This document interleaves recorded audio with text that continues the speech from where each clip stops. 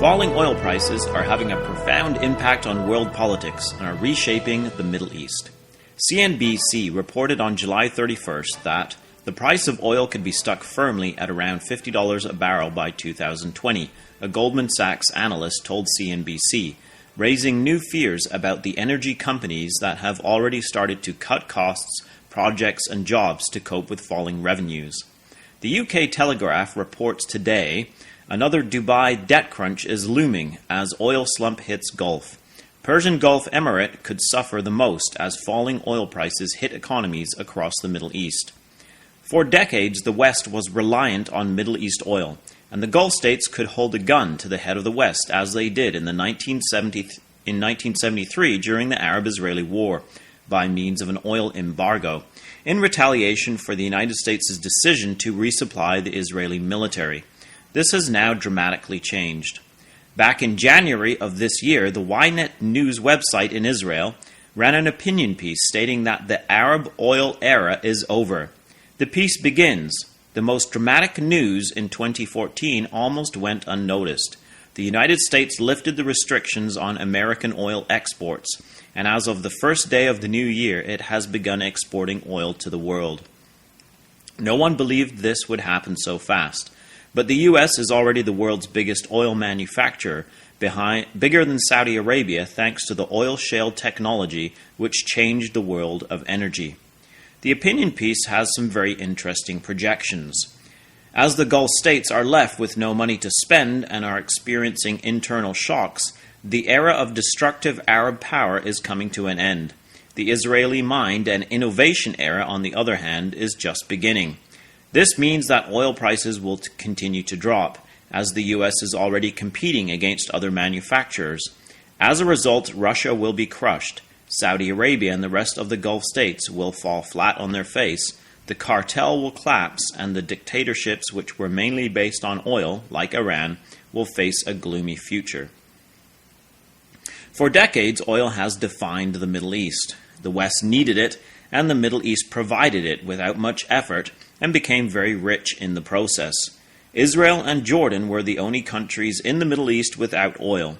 This, of course, has now changed. The Tamar and Leviathan gas fields discovered off Israel's coast are seen as an opportunity for Israel to become a major energy player in the Middle East. While it may have been very nice for Israel to have the easy riches of oil like the Gulf states, it has probably been to Israel's benefit in the long term, as their economy is diversified and innovative in contrast to the undeveloped one-horse economies of other Middle East countries that have thrived off the riches of oil. What about Russia? If they are crushed, is not this the opposite of what we would expect from Bible prophecy? The opinion piece continues. But as oil prices continue to drop, what will happen to Russia? The country is collapsing and could turn to a European war to save itself.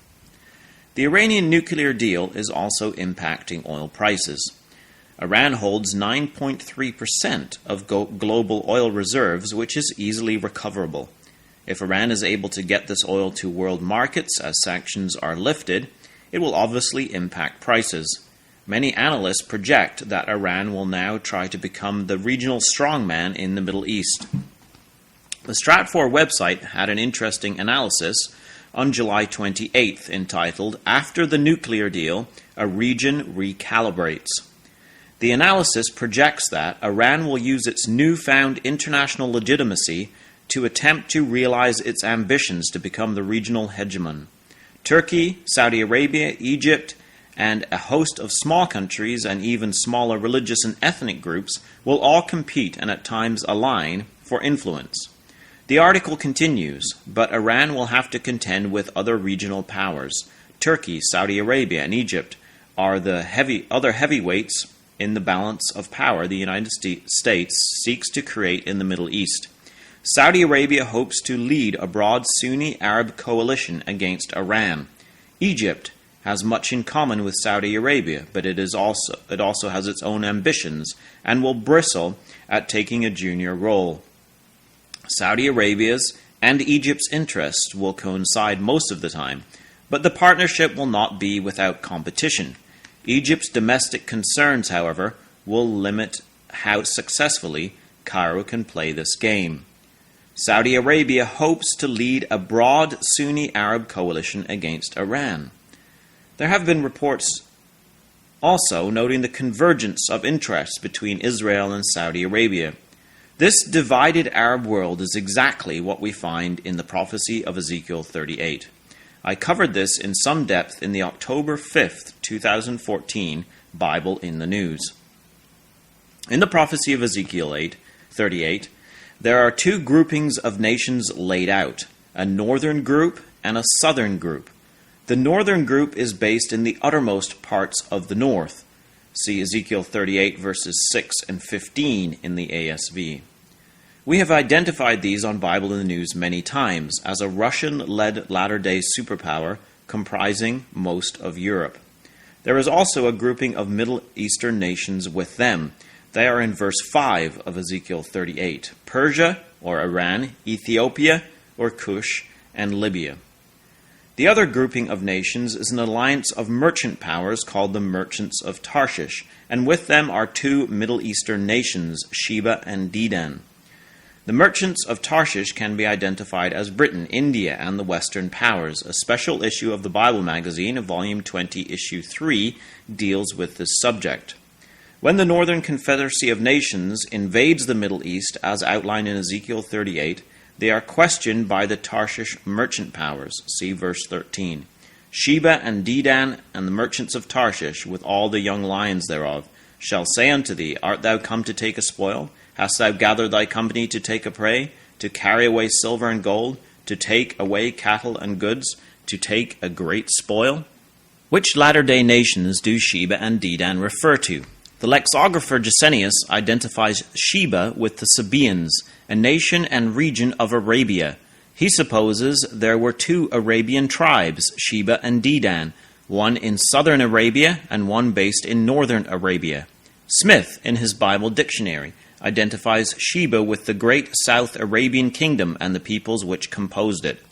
Werner Keller, in the Bible as History, identifies Sheba with the ancient kingdom of Sheba, based in southern Arabia, which was a merchant power who did business with the kingdom of Israel under Solomon. The queen of Sheba came to visit him.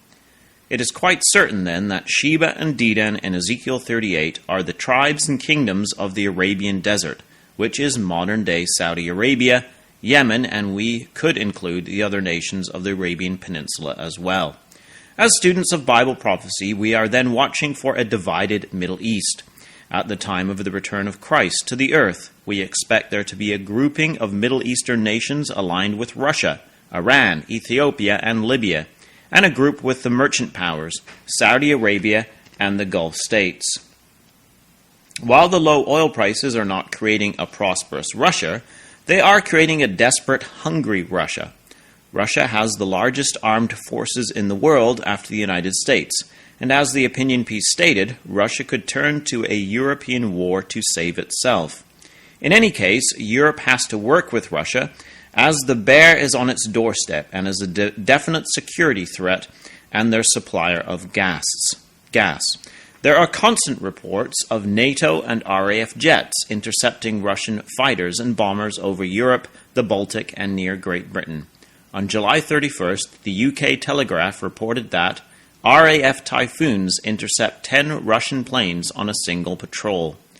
Another chilling article today on Israel National News demonstrated that Russia's eyes are looking south as well. The headline is, Russia promises Hamas to solve Palestinian problem. The article reports that Lavrov promised that Russia will work together with other countries to ensure that all Palestinians can return home and stay there forever. He further said to Michel that Russia will, together with other countries, solve the Palestinian problem as soon as possible. It has long been recognized that a return of all Palestinian Arab refugees and their descendants would flood the small country, and Israel as a Jewish state would cease to exist. This is also a lopsided approach and fails to recognize the equal number of Jewish refugees from Arab countries that fled to Israel after 1948, leaving lands, homes, and goods behind them in Arab lands. We certainly see the world shaping in an amazing way as described in Ezekiel 38 and other Bible prophecies. the rapidly changing Arab world, Europe, and Russia. Come back next week, God willing, as we once again consider the Bible in the News at www.bibleinthenews.com. This has been David Billington with you.